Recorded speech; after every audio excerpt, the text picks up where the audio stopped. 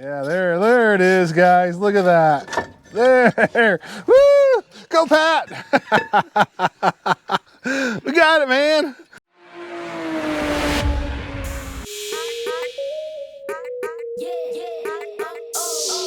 Hey friends, how's it going? Today we are doing brakes on an 09 GMC Yukon Denali, whatever this thing is. And we're gonna do front and rear pads and rotors. I got Pat somewhere around here. Hi, Pat.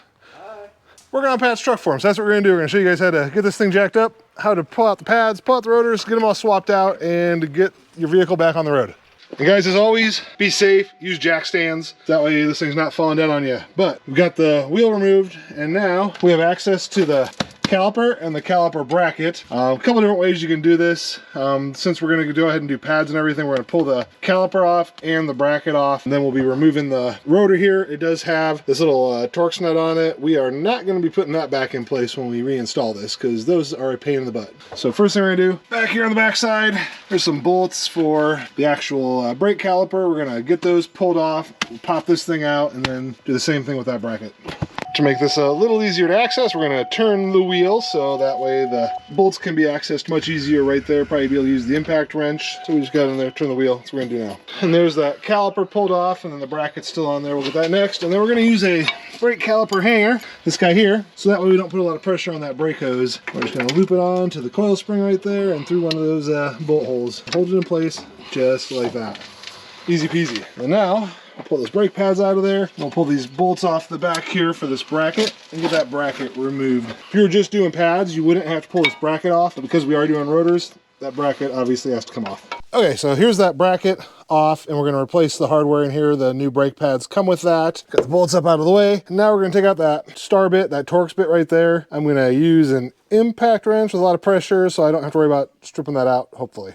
And you know when someone tells you a brake job's gonna take like 30 minutes? Well, that little piece there is the tip of that star bit. It actually broke off on that thing. So now I've sprayed it down with some PB Blaster, and instead of using the impact wrench, I am going to do this by hand because that thing is in there tight, and I don't want to risk breaking off a bit in there and not being able to get it back out because I don't know where my reverse thread extractor kit is. So we're going to take our time getting this out really quick. So I'm going to grab my hand tool set, which I threw somewhere, and I'm going to pull it out that way. This is where working on vehicles becomes super fun. Okay, this thing's being difficult, so Pat's going over to the other side. He's gonna jack up the other side of the vehicle quick. I've got some PB Blaster on there soaking. So we got a jack stand under there. He's gonna go over here, jack up this side really quick. We'll get another jack stand under here. We're gonna pull this side off, get some PB Blaster on that bolt on this side too, because those are going to be a pain in the butt. So just know that. And that's why we don't put those back in. You guys just look on the other side, pulling the caliper off first, pull the pads off next, hang that caliper with one of those hanger tools, and then we'll be ready to get these fronts done as soon as those Torx bolts can come out of those rotors. Holy smokes, that one's wore down. Yep. You hear your brakes grinding, guys? Probably due to something like this where a pad's wore out. See, the other side's still not bad, but we'll grease this up really good. We'll grease up the hardware, we'll grease up the slide pins here so that way get even wear on those brake pads front and rear. And then I've got the impact wrench we're using, but sometimes it's difficult to get those in the right way, so I have a nice breaker bar we use too, to give us some leverage to be able to get in there and take these off as well. If you're wondering, that is a T30. Make sure you have some extras in case you do what I did and break mine. I said they're a pain in the butt. Use PB Blaster, let them sit for a while. The longer you let them sit, the better. We're trying to get this done pretty quickly, so we're not going to let them sit very long and try to get those out again. Okay, so we sat here and we're messing with it, trying to get this thing out. It will not unthread. I could probably let it sit overnight and get it. So we're cheating.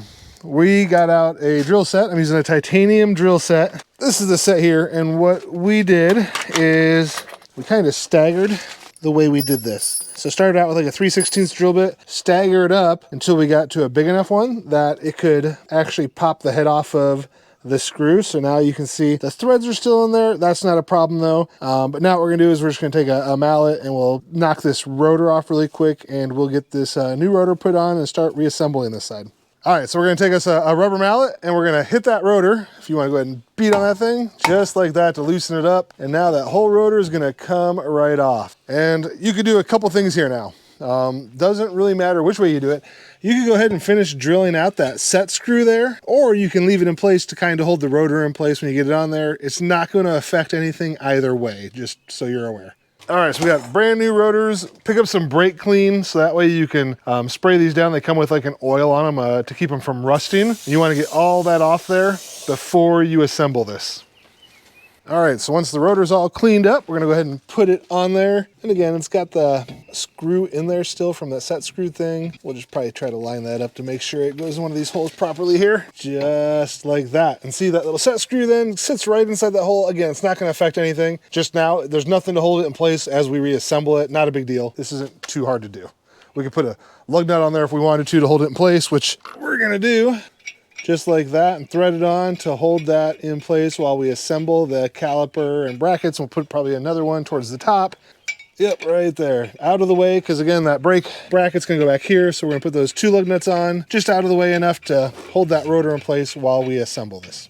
What we're doing, taking those old brackets for the calipers, we're gonna use a brush on them, wire brush, clean them all up, and then before we put this hardware back in there, we'll put some lube on there, some Sil Glide or brake lube or whatever it's called, wherever you're buying it. So that way it doesn't make any noises. And then inside these rubber boots, there's actually slide pins that we'll pull out, and we'll clean these off and reapply the grease to those as well to make sure they're gonna slide in there the way they're supposed to.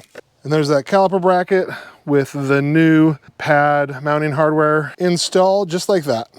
All right, and then on your pads, one of them is gonna have like a little tab like this usually. That's the back pad. And what that does is as the brake pad wears down, that starts to rub against your rotor. So when you hear squealing brakes, that's telling you it's time to put new brake pads on. All right, and then here we are, we're gonna apply that brake lubricant or Sil Glide or whatever it is you're using to that hardware right there where the brake pads are gonna sit. Again, that's just to help reduce any brake noise of those pads sliding in those brackets. And then we're gonna go ahead and bolt this bracket into place, and then we are going to compress the old piston. We're gonna put an old brake pad on there, and we'll show you that process here in just a second. And then we'll add a little bit of that brake stuff to the brake pad and then just slide it into place. And it's going to kind of snap into place on those new pieces of hardware that came with the pads that go on that bracket there. And it's going to be nice and tight. So, and then front pad in, back pad in. And now we're going to bolt in this bracket really quick here. So that way it doesn't go anywhere when we put the caliper on it. And as I mentioned, we're going to bolt that bracket into place.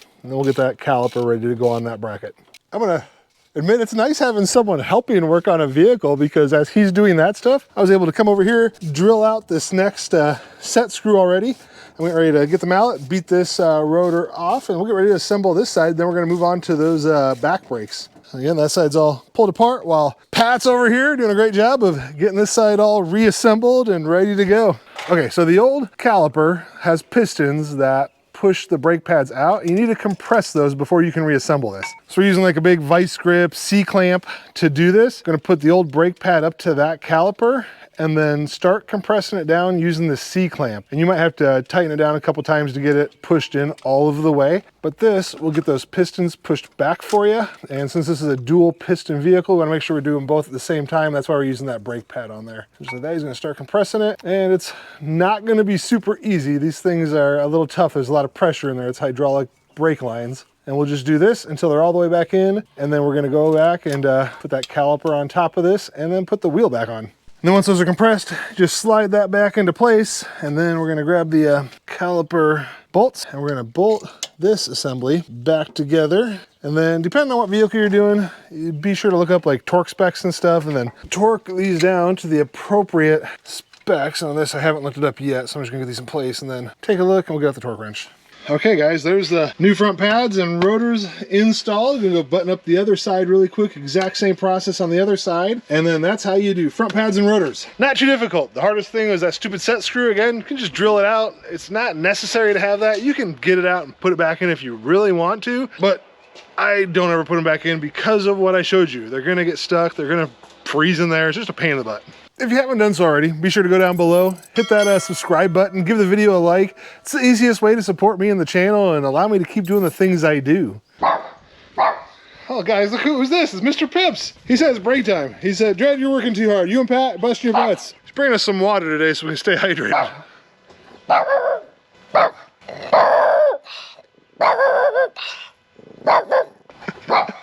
He's in a good mood.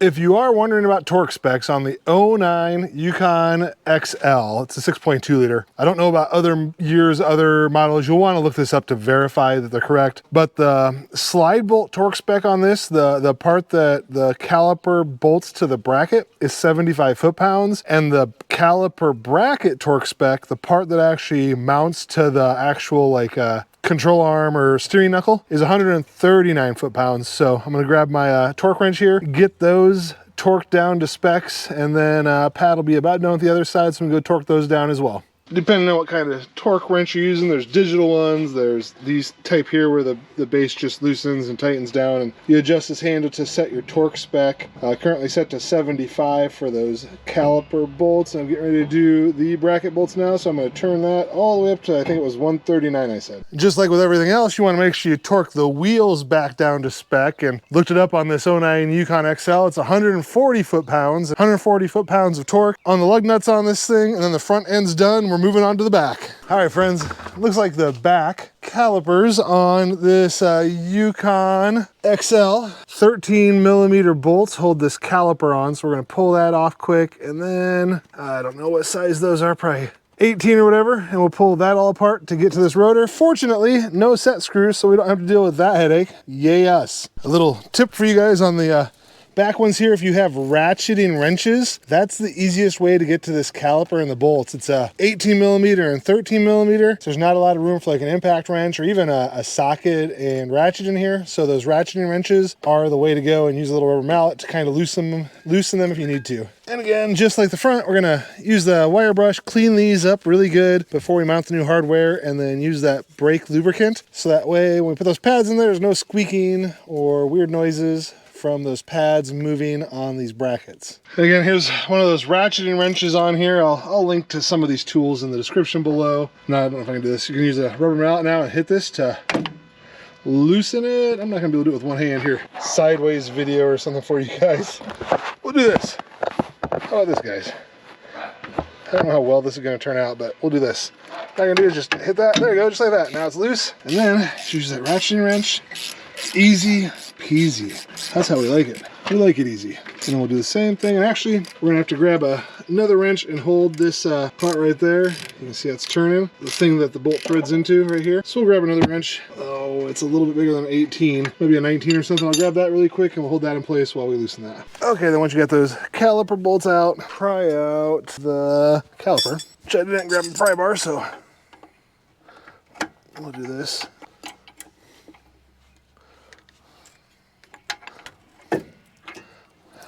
Just like that. Give you guys a weird angle here, and then use this caliper hanger again to hang that caliper up again to help keep any extra pressure off that brake line there. And now we're gonna go ahead and pry out these brake pads, and then we'll take the 18 millimeter and get out that brake bracket, and then we'll be able to pop that rotor right off.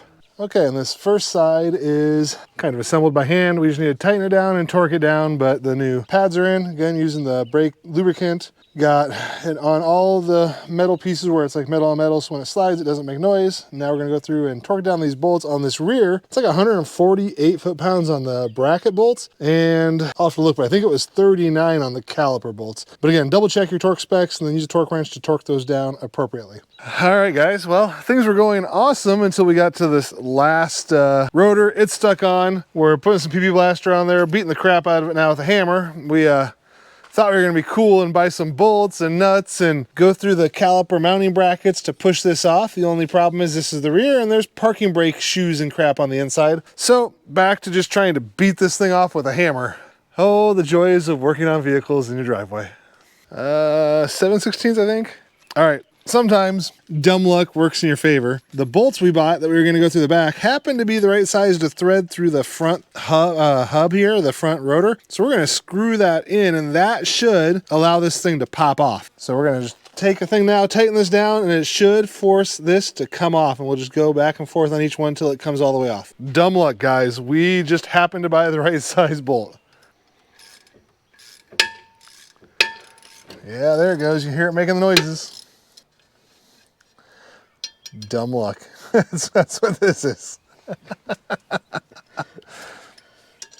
Yeah, there it is, guys. Look at that. There. Woo! Go go, Pat. We got it, man. That calls for like a celebration beer or something right there. Like I said, that calls for a beer. We're about done. This has actually been a job that's taken about 3 hours, which isn't too bad. The front it took the longest. The back, other than this side, has gone very quickly. Like each side was less than 30 minutes on the rear. Just this stuck rotor was a pain in the butt. Make sure you got yourself I think it was a 7/16 bolt, threaded in there, popped it right off. Make sure you have one of those. Gonna take it out for a spin around the block really quick, make sure there's nothing weird going on, but we tested it here in the driveway and seems to be working awesome. Successful brake job on this GMC Yukon XL, the Denali. 6.2 liter. You can follow this to your brakes, but yeah, it goes down the street. Make sure you stops at that stop sign. It'd be a bad time to find out those brakes don't work. Goes to the stop sign and can't stop. There he is, comes to a stop, looking good. Successful test, worked good. Well, thanks for checking out the video, guys. Pat and I got the job done. Thanks, Pat. Be sure to, like I said, subscribe if you haven't, like the video, leave your comments, and until next time.